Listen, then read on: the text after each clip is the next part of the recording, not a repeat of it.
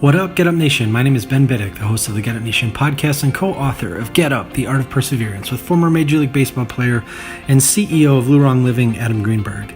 Recently, I had the honor and privilege of speaking with Eva Magdalenski, aka DJ Eva, aka DJ Game Changer, aka Eva Magazine. You may know her from her work at Comedy Works in Denver, Colorado, her work with Chelsea Handler on the television show Chelsea Lately and E's After Lately, or her recent album called 3 Blocks from Compton. She's a graduate of the legendary Scratch DJ Academy founded by Run DMC's Jam Master Jay, where she trained with legends like DJ Revolution of LA's Wake Up Show. She's unleashing her DJ skills upon the world and describes in this podcast episode her experience performing at Red Rocks for 10,000 people. She also shares why she's passionate about supporting an organization called Girls Inc., which inspires all girls to be strong, smart, and bold. This organization was founded in 1864 to serve girls and young women who are experiencing upheaval in the aftermath of the Civil War, and continues working with schools and communities today to create safe gathering places for girls to learn and to share in a sisterhood, and a strong premise that each girl can develop her own capacities, self-confidence, and grow up healthy, educated, and independent. DJ Eva is an amazing person whose game-changing mentality is certain to inspire us all today, especially if we're struggling or reeling from life circumstances that aren't going according to our plans. I am so happy to welcome Eva to the Get Up Nation podcast to hear Eva share her method of remaining resilient, savoring each moment, and helping us all to develop an awareness that when life doesn't go as planned, it might just be because something even better is making its way to the surface. This podcast episode concludes with the song by the amazing Karmic called Wake Up. I can't stop listening to this song. Check out Karmic on Instagram at This Is Karmic, on Facebook at This Is Karmic, and SoundCloud, iTunes, and any music platform on your mobile device that can get this song onto your next playlist. Again, the name of the song is Wake Up, and Karmic is spelled K-A-R-M-I-C. If you're committed to developing resilience in your life and refuse to live in fear, shame, doubt, anger, regret, or negativity, this is fuel for the fire within you. Karmic, thank you for permission to use your song. And Eva, welcome to the Get Up Nation podcast. Yay! Thank you so much for having me. Thank you so much for joining me here. I've been looking forward to this after our initial conversation. That was such a great conversation. I can't wait to share this with Get Up Nation. You've worked with some amazing performers in some legendary environments. Will you share a little bit about your experiences at one of the nation's top comedy clubs, Comedy Works in Denver? Yeah, I actually started there when I was 19, and I was taking a break from, I was on my summer from college, and Dave Chappelle, he's like a pretty legendary, my favorite comedian of all time, he actually came to the Comedy Works, and I ended up getting to take him to radio.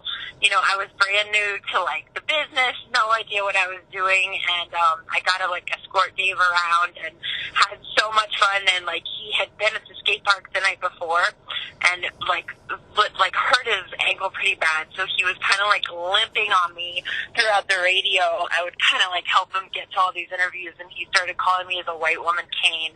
So I worked really hard that, whole kind of weekend, and then Dave was like, you're really great, what are you doing? And he would kind of inquired about me working for him. So through that, the owner of the Comedy Works found out, and she talked to Dave, and they kind of decided I needed to get my feet wet. And I started working at the Comedy Works in Denver through that. I wasn't even old enough to get into the club. But I started, basically taking all these famous comedians every week to radio. I'd pick them up, get them in my car, and, sit in traffic and get them to radio interviews. So it was a lot of fun. And really no idea what I was doing, but I kind of taught myself as I went. And I ended up kind of working with the owner of the club to start a little PR company, Comedy Works Publicity. And we had Chelsea Handler. She was an up-and-coming, really funny female comedian. She came to the Comedy Works, and Chelsea was one of my very, very first clients. So it really empowered me that she trusted me. And again, no official training in publicity or anything, but I kind of just taught myself as I went and figured out what worked, and worked really hard for her. And then I became Chelsea's publicist. And, through that, worked really hard, and she started to kind of blow up and ended up moving to LA to work for Chelsea full time. So 10 years later, just had so many amazing experiences with her at Chelsea lately, working on the show. We had a TV show After Lately. I got to work on After Lately. And, it was crazy. I actually have a chapter in Chelsea's book, Lies that Chelsea Handler told me, and it's all about working for her. It's amazing. That is great. And then your love for music, particularly hip-hop, started you in a new direction after working in television. Will you share with Get Up Nation what led you to transition into becoming a DJ? Yeah, well, I had been working for Chelsea, working in this TV show. It was so fun, and I really loved it. I got to learn so much, and I was a segment producer and, did all of her social media, and she was just so great, and it was such a fun show to work on. And in doing that, I kind of had this calling that I love hip-hop. I love especially underground hip-hop and music, and I really wanted to get into that. And so I just kind of put it out to the universe. I'm like, I don't know how. I just know I want to start, working in music. And next thing you know, this random call comes into Chelsea lately from, yes, a DJ academy called Scratch DJ Academy, which was founded by Jam Master Jay from MDMC, that was basically established to kind of lift the integrity of DJing and put standards out there for DJs. So I was like, where is this school? I immediately signed up. Was literally the worst season you've ever seen in your life, in these controlled classes where I would just be dripping sweat, bombing, just failing on every level you could possibly imagine. You name it, I messed it up, and it was this beautiful thing, because it was when you're bad, it means you're getting good.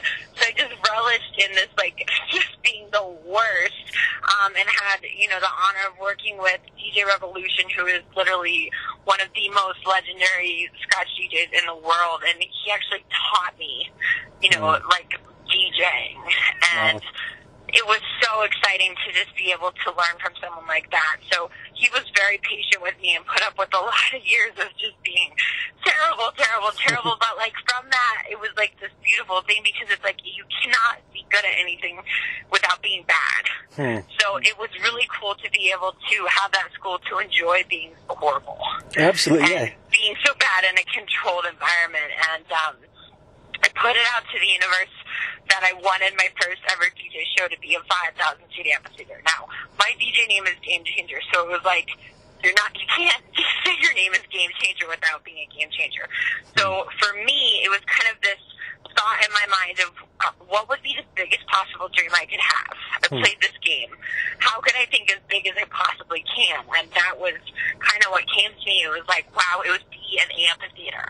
I was picturing maybe the sports arena. I didn't know what it was, but I just put it out to the universe. I'm it's going to be 5,000 seats. So putting it out to the universe, you don't know how it's going to happen, but that's really the fun of it. Is I put it out, I believed it, and I literally, my sister gave me a pair of gold Adidas, and I put them in my closet, and I was I'm going to wear those shoes for this, mysterious 5,000 seat amphitheater. Kept believing in it, kept going on to it. Next thing you know, one of the kids I went to high school with is a promoter for this amazing company, Icelandic Skis, and I called him and I was like, Sam, I want to open on your show. So my actual first ever public DJ show was not only a 5,000 seat amphitheater, it was Red Rocks Amphitheater, and I opened for Damian Marley and Major Lazer. Amazing. I love how you describe that relentless commitment to getting better as a DJ and how it led to these amazing results. You described how no matter how many times you failed, your love of the music, your desire to be a phenomenal DJ kept you in it. You weren't afraid to fail. You embraced failure in order to learn valuable lessons that would channel you into excellence. For people who are going hard after their passions, who are striving to achieve a goal, how important is it to make yourself vulnerable like that? It's the key to everything, and I think the most beautiful thing that I learned from it was to enjoy it. To enjoy failing. And it was this whole concept of game changer. And if something can go wrong and you can take that in your life and go, thank you, I'm so grateful for this. How am I better? How am I stronger? What am I learning? Think about that. Nothing can ever stop you. And it's a mindset that when something goes wrong, you go, thank you. What are the lessons in this? What is the excitement in this? And really, that's what I took on that whole journey. I literally, DJing is expensive. It costs money, and these, those legends deserve to make I really wanted to, pay my salary, like their salaries and the tuition to go to scratch, and buying equipment is not cheap. So when I was going through this process, I literally packed up everything I owned. I was living in Burbank in this apartment, and I had this dream, and I wanted to go for it, and I knew I needed to do it. And I was terrified, but I packed everything up, and my friend had lived out in what I thought was Compton. And she goes, I have an apartment out here. It's only $371. Well, moving from this $1,800 apartment in Burbank out to Compton would give me this extra income to be able to afford equipment. So I just packed up everything I could in my car. It was like nighttime. I got in my car, got on the freeway, and I was like driving to what I thought was Compton. And in my mind, it was one of the most exciting moments of my life, because it was like, I don't know what's going to happen. I might have to join a gang, like I'm going for this. But it was just like this feeling of like believing in yourself and going for your dreams and doing it, and that adventure of it. So I get out there, and of course it's like the nicest area, so safe, and I run to Scott's DJ. I'm like, you guys, I moved to Compton, and you always have that one guy that never believes you. So he's like, show me on the map. We get the map out, and he's like, that's not Compton, that's 3 blocks from Compton. And I was just like, even cooler. So like, that is the name of my first ever album, is 3 blocks from Compton, and I always hashtag 3 blocks from Compton. But that journey, it really taught me the beauty and like every step of the way enjoying the process. Because I realized too, I was like, I have this dream and I'm going to get to it. And if I can't enjoy the process of getting on that stage, I'm not going to love it when I get there. So I had this moment when I'm like, I literally am in this DJ booth that they built at Red Rocks. That night, I literally turn around. I had an 18-minute set before Damian Marley. I turn around and I look on the stage of Red Rocks. It's Colorado in the winter. The stars are out. It's like so beautiful. And I look, and like Damian Marley's whole band is just waiting for me to pass over to them. And I just thought to myself, like, I just lived my dream, and it was the most incredible feeling. But then I realized, I go, wow, this is going to be really hard to top. And so at that moment, I made a rule that every day of my life is the next best day of my life. Every day I wake up and I think, hello, best day of my life, because it's my job to make it that. So it's like, how am I going to do that? What am I going to do that's fun today? How am I going to make this the best day of my life? Really a fun way to live. Talk about being game-changing, where a lot of times we respond to that adversity, we get reactive, and then we spiral into anger or frustration, and then we get drawn into these negative cycles and negative mindsets. But to be a game changer is to take that adversity and, like you were describing, to say thank you.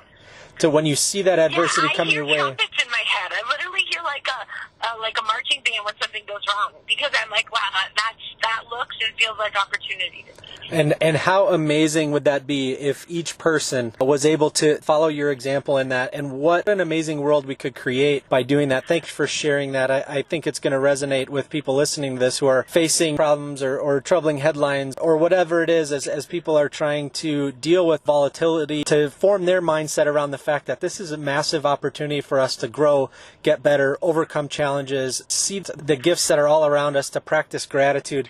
I just love your mindset. Love it. Well, and there's always, no matter what, I really put it out to people as a game. It's fun. There's always a silver lining no matter what.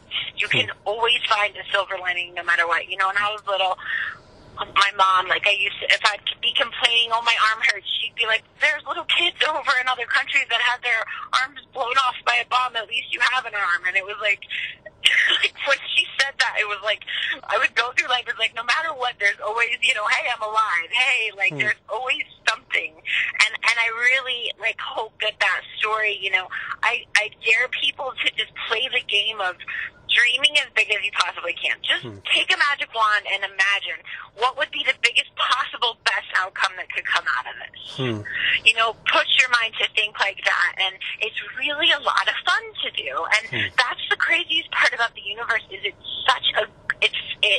there is so much good out there, and when you just put it out there, that becomes the adventure, because it's, how is this going to happen now? And you wouldn't want to know how it's going to unfold, or take away all the adventure from it. But I read that when your dreams come true and you trust in the universe, it's always even bigger than you could have imagined. And that was absolutely 100% what happened for me. I mean, that was my first ever public show at arena where musicians, it's their dream to play. And it was my hometown, and I had a huge article in the paper. It was like all of my friends from high school were like at the front row watching me. So it was like, it is. You just got to believe it. And then it's this fun thing when it comes true. It's just fun to watch it happen, you know, but you got to put it out there, and you got to push your mind to really believe it. And I think too, it's enjoying the process. You know, there are going to be these challenges, there are going to be these hurdles, but without them, it wouldn't make it worth anything. You know, it makes it's like the fruit of it, it's the joy of it, it's that natural high that you really got to like love overcoming stuff because it's a great feeling. And you trust the unknown. You do the daring thing of believing that the universe has good in it and that the universe is there to give good to us, to respond to us. You trust the unknown. Many of us get caught up in our fears, our anxieties, our anger, and you dreamed big and the universe responded. You said 5,000 and it wound up being in reality 10,000 that showed up to that show. Yeah, and I think too, like my favorite part was it took me time, like, to learn to enjoy when things went wrong, or, you know, like, right when I walked up to Red Rocks, my DJ bag, like, busted open and all my stuff fell out, and I just looked at it and laughed, and I said, oh, really, you're going to stop me? Backpack. Amazing. You know, you're going to stop me, and it's like, it becomes a fun game when you just start to kind of laugh at yourself and laugh at the little things that go wrong and go, no, you're fun. Like, you're not going to get to me. I'm going to turn you around. And it really does become, like, more exciting to enjoy those challenges. Amazing. I love it. I cannot wait to see the things that you accomplish and the dreams that you dream and to see them unleashed, because you're not only doing things that are personally satisfying to you, but in you doing that, you electrify the people around you with what's possible. Yeah, and that would be the biggest thing, is I just dare people to dream, just play the game of dreaming as big as you can. You know, you don't have to know how it's going to happen, and you don't want to know, because that would take all the fun out of it. Just play that game, get a magic wand, and imagine what would be the best possible outcome I could. Just start thinking in that mentality. What would be the biggest possible dream I could ever possibly dream? Just play the game. It's a fun game. And you describe how you love changing the game with your positive mentality and belief that people can achieve their dreams. You demonstrate your commitment to that by donating money and energy to an organization called Girls Inc., which is dedicated to inspiring all girls to be strong, smart, and bold. Why have you made it a priority to help serve others in this way? You know, there is such a fun thing, I think, when women can support other women. We're really, really powerful, and I went to the University of Denver, to the Women's College, and I just think there's a lot of really beautiful things that come together when women work together. And Girls Inc. is empowering girls in inner cities, where some parents are incarcerated, things like that, to really set a new standard of, you know, you can have this dream, you can do this. And I just love that, supporting that. And I just go back to hip-hop, you know, and the way women have been represented in hip-hop, and it's exciting to change that game too. You know, I have all these legends who are like my idols, you know, Wu-Tang, Beastie Boys, like all these people I look up to that are still alive today that I can work with. And I realize, I'm like, they have daughters now. You know, and I want to work to empower their daughters and to create new images and new, like, really, you know, strong women of the future. And I love that I can do that through hip-hop. So Girls Inc. has just had a really special place in my heart, because they're just such an outstanding organization. Oh, that's excellent. That is excellent. Is there anything else that you think it's important for Get Up Nation to think about today in this moment, as Get Up Nation is here to help establish a personal, societal resilience in every capacity? Is there a message you have for us today? You know, I really go back to this idea that sometimes people can get that in their head, like, oh, I can't do that, or I don't know how I'm going to do that. And I you look at people like George Washington and Ben Franklin and Albert Einstein. It's like no one ever really knew what they were doing, but they did it. They didn't know exactly how it was going to come about. They didn't know how they're going to figure it out, but you know what they did? They went for it. And I think that that's the thing that I just hope people will play that game of thinking as big as they can and just taking one little step or one little thing and enjoying it, how fun that first step feels. Even to think about that dream. First step, and like, yes, you're going to have that cute little voice in your head that goes, well, I can't do it, or I don't know how I'm going to do it. And just laughing at that cute little guy going, you're such a good helper because you're motivating me even more. It's so cute. You do love thinking of all the bad things, but just recognizing that and just kind of having fun with it and just whatever little thing you can do to make a first step or to just go for it, just do it. Because that is the key. That's how anyone did anything. They did it. Amazing. I always end the show with 6 quick questions to help my listeners understand the why within my phenomenal guests. Are you willing to run through these 6 quick questions with me? Absolutely. All right. Who are you thankful for today? I'm thankful for you and this fun interview. It's such a great way to start off the next best day of my life. Thank you so much. It's an honor to hear that. And now that we've covered who you're thankful for today, what are you thankful for today? I'm thankful for this day. It's literally like I feel like I'm looking around and the blades on the grass are perfect and I just feel like I'm in a painting. It's like things couldn't look prettier. So I'm just thankful for this beautiful day, and everywhere I look, I feel like I'm staring at artwork. How do you fuel the fire within you? Ooh, the fire within me. I have a lot of fun with it. I play little banjos and I hear a marching band of excitement, and that really goes back to one thing, and that's cheering myself on and telling myself I can do it and saying nice little things to myself that feel good to hear. What is one thing that adversity has taught you to value? Ooh, the fun in adversity, finding the silver lining, the enjoyment, the adventure of adversity, because it makes things, challenges are fun, and challenges give you that natural high when you overcome them, and I just love that. What are you doing today you never thought you could? Ooh, what a good question.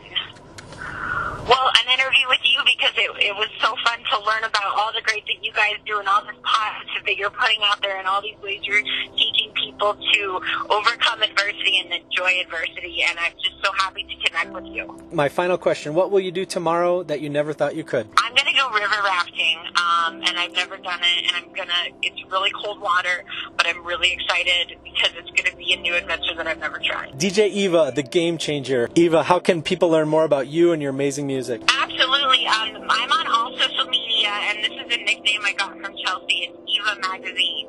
So I think like a magazine, it's Eva Magazine, and it rhymes. So I'm on Instagram as Eva Magazine. I'm on Facebook. You can actually Google Eva Magdalenski or Eva Magazine. DJ Game Changer on Facebook.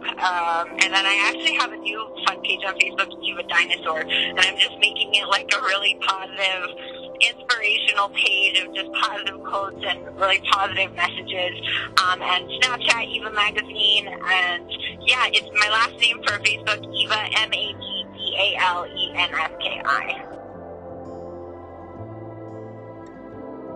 As people face unprecedented amounts of stress, conflict, and dissatisfaction, Eva Magdalenski reminds us of the power we have within, how we can change our circumstances, and how we can possess a resilient mentality, and how essential it is to have fun. No matter what you're surrounded by or what you're experiencing within, you are not alone. Keep going. Get Up Nation will be there to encourage you as DJ Eva creates the soundtrack of your greatness and the actualization of your dreams. We will reach that brilliant space where there is no incarceration, where there is no poverty, where there is no racism, prejudice, oppression, or exploitation, where there is connection, empathy, healing, and the power to endlessly enjoy the present without harm or hatred in all of our minds and systems. There's no reason why we can't experience this. Let's create it today and every day. I now offer you Karmic's song titled Wake Up and wish you the very best in each of your brilliant present moments.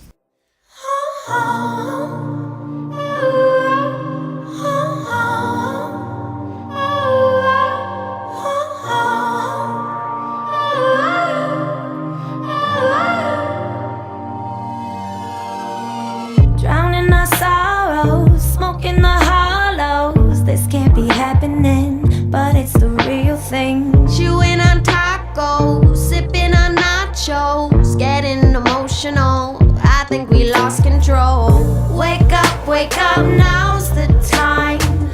Get up, make this right. We owe it all to ourselves, let's make this happen. Let's make this happen now. Hold on, never let go. Together we rise, together we fall. Hold on, never let go. Together we rise, together we fall.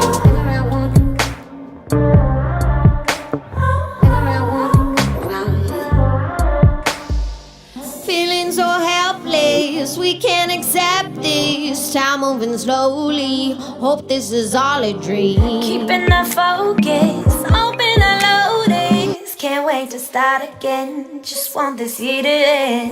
Wake up, now's the time. Get up, make this right. We owe it all to ourselves, let's make this happen now. Hold on, never let go. Together we rise, together we fall. Hold on, never let go. Together we rise, together we fall.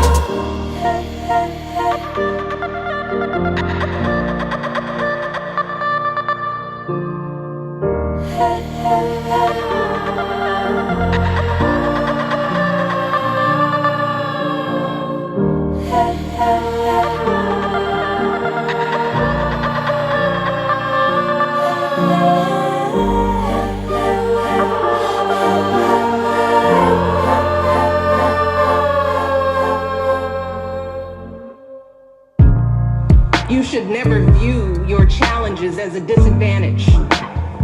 Instead, it's important for you to understand that your experience facing and overcoming adversity is actually one of your biggest advantages. Hold on, never let go.